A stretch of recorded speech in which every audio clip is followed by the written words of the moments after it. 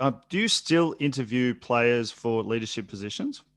Yeah, massive, massive, without a doubt. Every year, doesn't matter. I'm going into my fourth season. Every year, people apply for the leadership group. Obviously, those who've applied. So basically, what I do is, it's mainly because I came through leadership groups a lot, and basically because you've been there, sometimes you just, well, Pat, you're the leader, and not even asking, just saying you're the leader. So okay, of course I loved it, but there's people that were, um, they weren't overly keen on doing it because of being a long hair and so forth. But I just feel that it's such an important role that you have to really want to. And so what I say is, look, everyone, if you want to be part of the leadership group, you can apply. And I do a survey. When I did, I was really interested in sports psychology, and New Zealand Rugby Union were fantastic in their coach development, and myself, Todd Blackadder, Dave Rennie, Jamie Joseph, Mark Hammett, we all went on different courses, but we all had a big interest in sports psychology. So I went to America and did the Applied Sports Psychology Conference, which was massive, the biggest in the world. And when I was over there, the best part was not only the lectures and the people that you listen to, and certainly, but it was the people you mix with. And I met this high school football coach, and we were talking about leadership, and he gave me his questionnaire, 15 questions. And basically, the way the questions were framed, there was blank spaces. And so-and-so is the hardest working person on the team. So bang, you fill in the name. So-and-so will keep the coaches and the players aligned.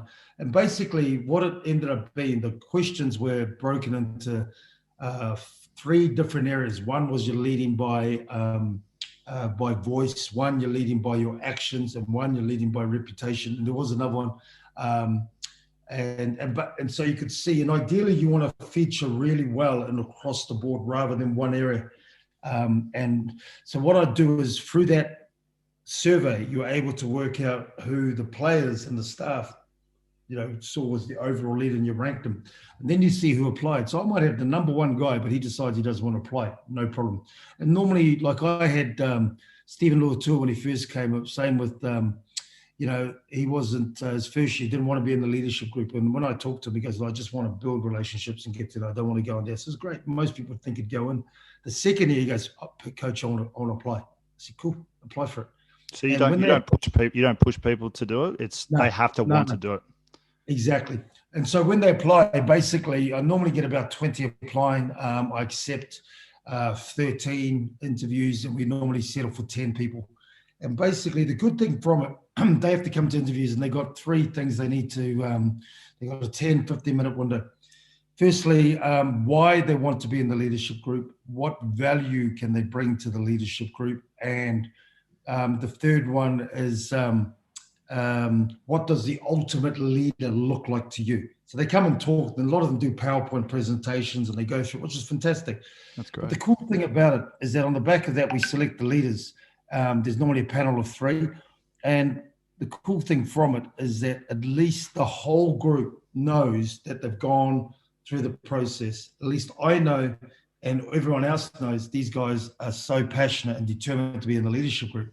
So then everyone looks at that leadership group as, normally when we announce them, everyone's cheering, everyone, awesome. And then they're the group. And now when they get in the leadership group, then there's portfolios. So they've all got, it's no point just being in the leadership group, and I've been in them. You're the leader. Okay, but then the coach does everything. What's the point of me being in the leadership group? And then the coach wants you to say what he wants you to hear. And then you agree. And if you don't agree, normally they change you out. But I give them portfolios, and basically we have a standards committee. So they run everything. So I have a 3-tiered system. Things like if someone misses a physio appointment, instead of the physio complaining to me, he missed a physio appointment, I've got to do all this, he just drops an email to the two guys who are in charge of the standards. He copies me in, and then those guys pick it up, and that guy will end up rolling the dice, and he could end up paying £100. He could end up, helping out the kit man for the week, whatever. There's all these different circumstances. So that's level one. Level two is myself and the CEO, which could lead to a formal or written warning. And then level three is the board and the CEO, and that could lead that's bad stuff, like as in you're arrested or you've done something really bad, and that could lead to contract terminated. Probably my whole time I've had this, I've had one visit to level two. because the senior leaders look after it and the players control the whole lot, which is awesome.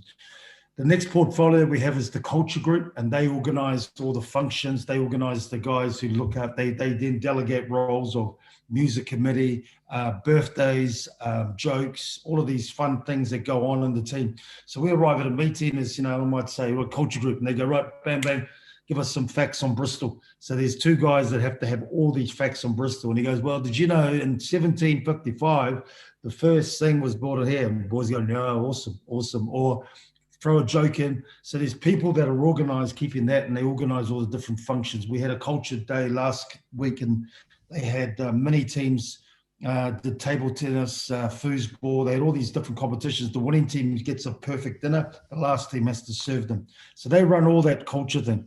Then we have a training committee that give feedback on the training. It's too hard, too soft, need more of this, whatever, it's perfect, whatever. So they feedback on the training and also the team schedule. I have a academy representative for the young guys. So he's the academy guys choose him, and he represents them. He's the voice for them. We've got a media guy, social media, normal media. He works with the media guys. So instead of the media guy coming and go, Pat, I need to talk to these guys, or he stands up in the front, I need these people for media, you, and you, and they'll go rolling their eyes. What ends up happening, he links with that guy. So the player steps up, right, fellas, we've got to get these key messages across. Here's the list. You're on this, you're on this, you're on this. The boys going, sweet, no problem. And then we have a community guy, which is massive. He's probably the most important guy, because any request for the players, whether it's schools, hospitals, and so forth, the community people come to him, and then he drops texts. It's awesome to see. WhatsApp goes out, fellas, there's a visit coming up to the hospital to go and see the kids, sick kids. I need 10 volunteers. And I'm sitting at home and I'm just going, I'm in. And it's all handled by the players. They're all running the whole thing. It's the leadership group runs the team off the field on behalf of the players. And then I have an alignment group, which is the on the field guys. And that's selected each week after we select the team, and they run the game on the field.